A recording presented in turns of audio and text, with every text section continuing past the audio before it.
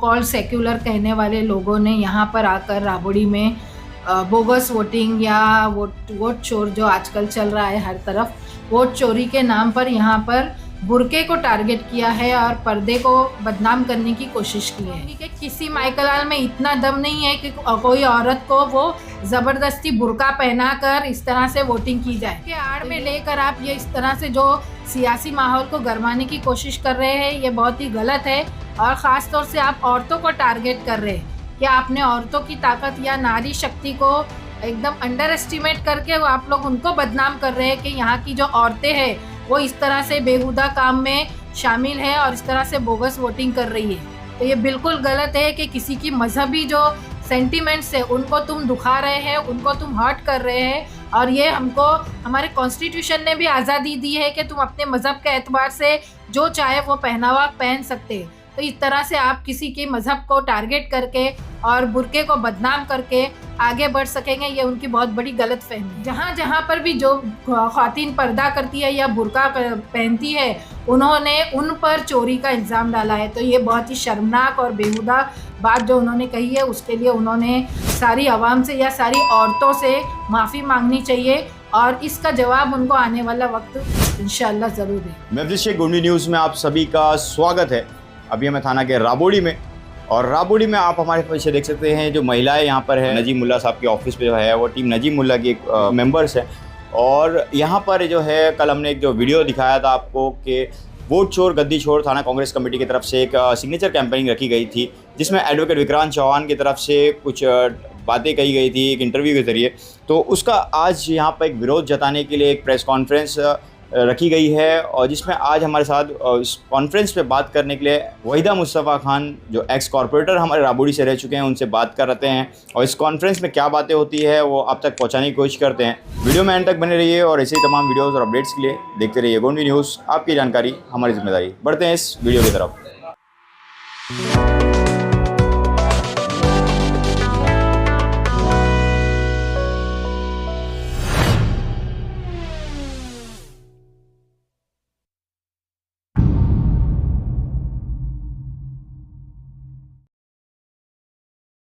Waheeda madam, आज जो यहाँ पे प्रेस कॉन्फ्रेंस रखी गई है वो क्यों रखी गई है, इसके बारे में थोड़ा सा हमारे दर्शकों को जानकारी देना चाहेंगे।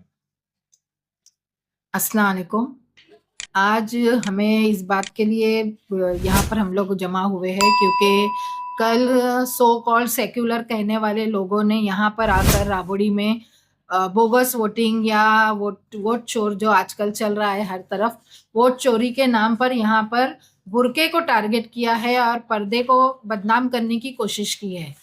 तो हम लोग इस चीज़ की बहुत ज़्यादा मजम्मत करते हैं कि यहाँ पर इन लोगों ने बुरके की आड़ लेकर अपने आप को सेक्युलर कहने वाले लोगों ने खुद मुस्लिम औरतों को टारगेट किया है कि उनको बुरका पहनाया जाएगा और बोगस वोटिंग दी जाएंगी। तो मैं यही कहना चाहूँगी कि किसी माइकलाल में इतना दम नहीं है कि कोई औरत को वो ज़बरदस्ती बुरका पहनाकर इस तरह से वोटिंग की जाए।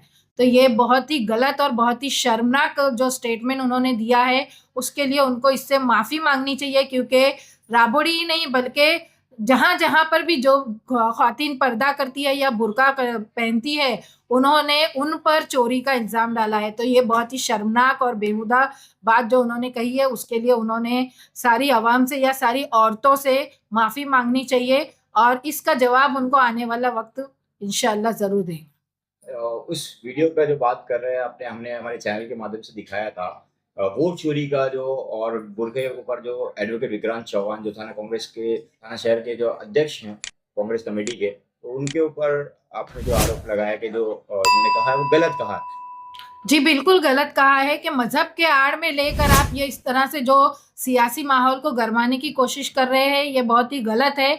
और ख़ास तौर से आप औरतों को टारगेट कर रहे हैं। क्या आपने औरतों की ताकत या नारी शक्ति को एकदम अंडर एस्टिमेट करके आप लोग उनको बदनाम कर रहे हैं कि यहाँ की जो औरतें हैं वो इस तरह से बेहुदा काम में शामिल है और इस तरह से बोगस वोटिंग कर रही है। तो ये बिल्कुल गलत है कि किसी की मजहबी जो सेंटिमेंट्स है उनको तुम दुखा रहे हैं, उनको तुम हर्ट कर रहे हैं। और ये हमको हमारे कॉन्स्टिट्यूशन ने भी आज़ादी दी है कि तुम अपने मज़हब के एतबार से जो चाहे वो पहनावा पहन सकते। तो इस तरह से आप किसी के मज़हब को टारगेट करके और बुरके को बदनाम करके आगे बढ़ सकेंगे, ये उनकी बहुत बड़ी गलतफहमी है। तो ये जो स्टैंड है आपका, वो मुस्लिम कम्युनिटी के लिए है या एक पॉलिटिकल लीडर ने बोला है इसलिए?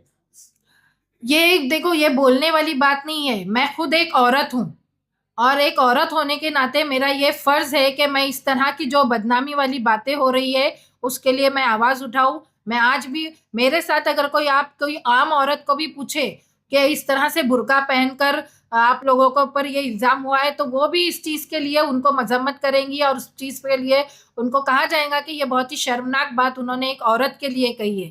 तो ये कोई पॉलिटिकल स्टंट नहीं है। हाँ, उस तरफ से बिल्कुल सियासी खेल खेला जा रहा है कि किस तरह से यहाँ पर माहौल को खराब किया जाए और इस तरह से बातों को बिगाड़ा जाए। जिस तरह से आपने एक स्टैंड उठाया है मुस्लिम महिलाओं को लेकर, जिस तरह से टिप्पणी जो है एडवोकेट विक्रांत चौहान की तरफ से की गई है, तो हाल ही में संग्राम जगताप की तरफ से भी एक टिप्पणी करी गई थी, भड़काऊ भाषण दिए गए थे, मुसलमानों के खिलाफ अपनी तरफ भाषा का यूज किया गया था और बहुत सारी दिवाली के टाइम पर जो माहौल गरमाया हुआ था, तो इसके लिए भी आपने कोई स्टैंड उठाया था या स्टैंड क्यों नहीं उठाया था, इसके बारे में थोड़ा सा खुलासा करना चाहिए। देखिए, उस तरह वो एक स्टेट लेवल पे बात थी, उसके लिए जो स्टैंड उठाने के लिए जवाब प्रेस में दिया गया, उस बात की भी मजम्मत की गई और हम उसमें उस बात को हम मानते नहीं है, उसका समर्थन नहीं करते हैं।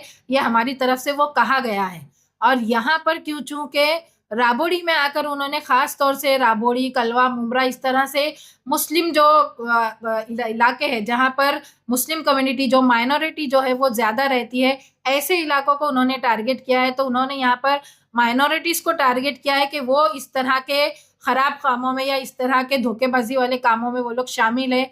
तो यहाँ पर जब राबोड़ी और हमारे तमाम इलाकों में शामिल किया गया और ख़ास तौर से ख़वातीन को टारगेट किया गया, उनके नकाब को, उनके बुरके को लेकर जब बात की गई है, तो हम सबका ये फ़र्ज़ है कि हमें इस गलत बात